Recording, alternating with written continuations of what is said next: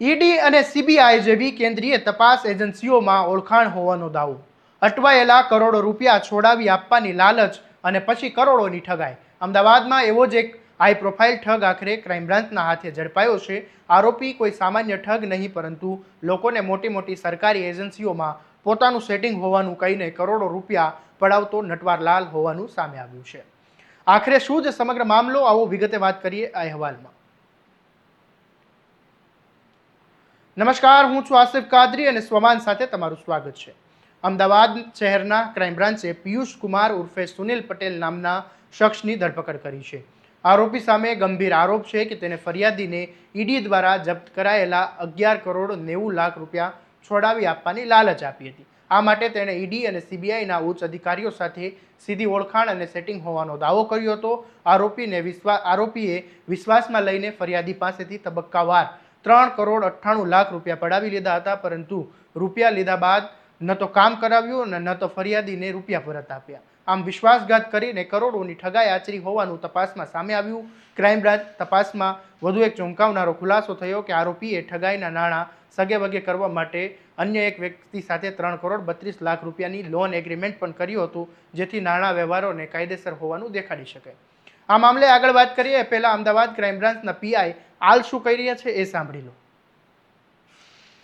તારીખ 6/12/2024 રોજ વિષ્ણુ કાંતિલાલ કંપની આંગણે પેઢી ધરાવે છે, જેમાં ઈડી દ્વારા રેડ કરવામાં આવી અને આશરે 11 કરોડ 10 લાખ જેટલી માતબર રકમ જપ્ત કરવામાં આવેલ હતી. આ રેડની ખબર પડતા હાલના ગુનાના આરોપી વિજય કુમાર દ્વારકાદાસ પટેલ ઉર્ફે વિજય મુખી, જેઓ આંગણે પેઢી ખાતે જાય છે અને તેઓને એવું કહે છે કે મારે ઈડી અને સીબીઆઈમાં મોટે ઓળખાણ હોય, તમારું આ કામ હું કરી આપીશ. ત્યારે આ આંગણે પેઢીના માલિકો અને કંપનીના જે સભ્યો હતા તેઓ દ્વારા અમને જે પ્રમાણે કહ્યું તે પ્રમાણે એમને 3 કરોડ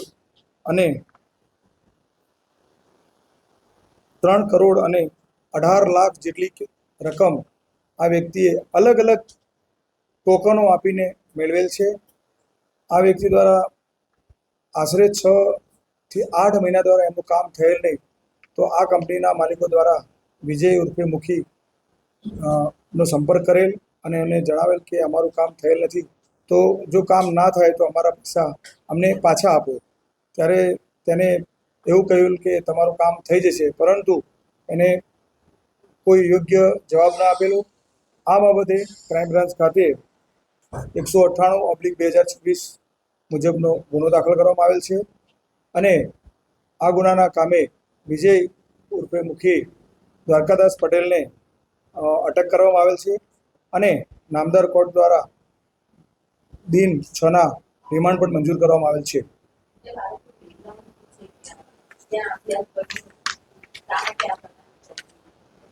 આરોપી મૂળ કુકરવાડા, તાલુકો વિજાપુર, મહેસાણા જિલ્લાનો વતની છે, જે 2010 થી 2018 સુધી લંડન ખાતે રહેતો હતો.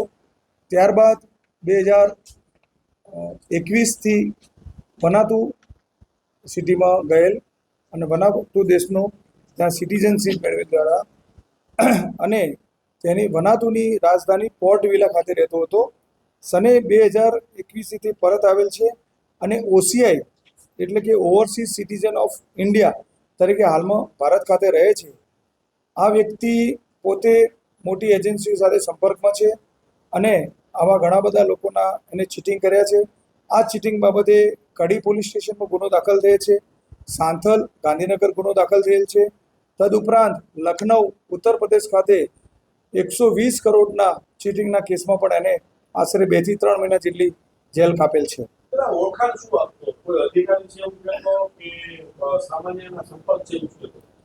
પોતેના સંપર્કો છે એવી ઓળખાણ આપતો હતો અને એ રીતે લોકોને લલચાવતો હતો.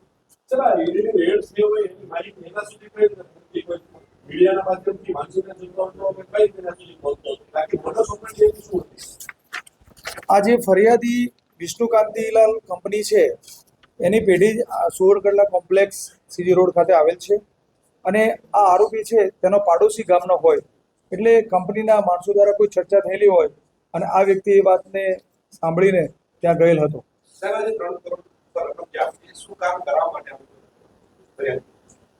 ફરિયાદી દ્વારા જે ઈડી દ્વારા નાણાં જપ્ત કરવામાં આવેલ છે, જે નાણાંઓને છોડાવવા માટે અને આ કેસમાંથી બચાવવા માટેના નાણાંની માંગણી કરેલ હતી અને નાણાં લીધેલા હતા.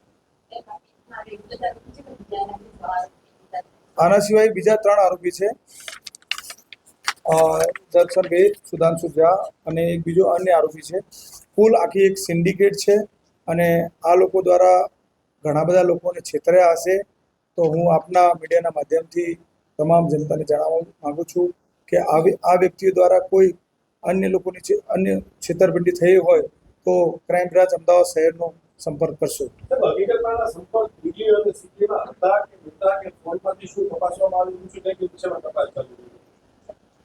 ગઈકાલે તેમને અરેસ્ટ કરવામાં આવેલ છે અને રિમાન્ડની પ્રોસેસ કરવામાં આવેલ છે.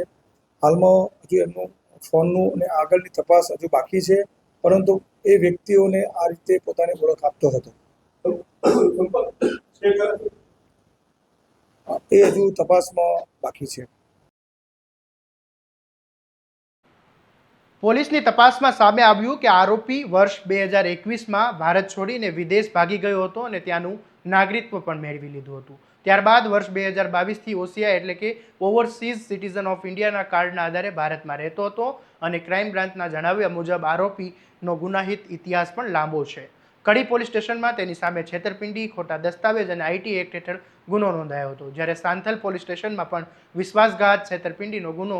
એટલું જ નહીં, ઉત્તર પ્રદેશના લખનૌમાં પણ આરોપી સામે છેતરપિંડી, બોગસ દસ્તાવેજ અને આઈટી એક્ટ હેઠળ ગુના નોંધાયેલા હોવાનું સામે આવ્યું છે. પોલીસનું કહેવું છે કે આરોપી પોતાને મોટી સરકારી એજન્સીના અધિકારીઓમાં ઊંચી ઓળખાણ હોવાનું કહીને લોકોનો વિશ્વાસ જીતતો હતો અને અટવાયેલો કામ કરી આપવાના બહાને કરોડો રૂપિયા પડાવતો હતો. હાલ અમદાવાદ ક્રાઇમ બ્રાન્ચે આરોપી સામે કાયદેસરની કાર્યવાહી હાથ ધરી છે.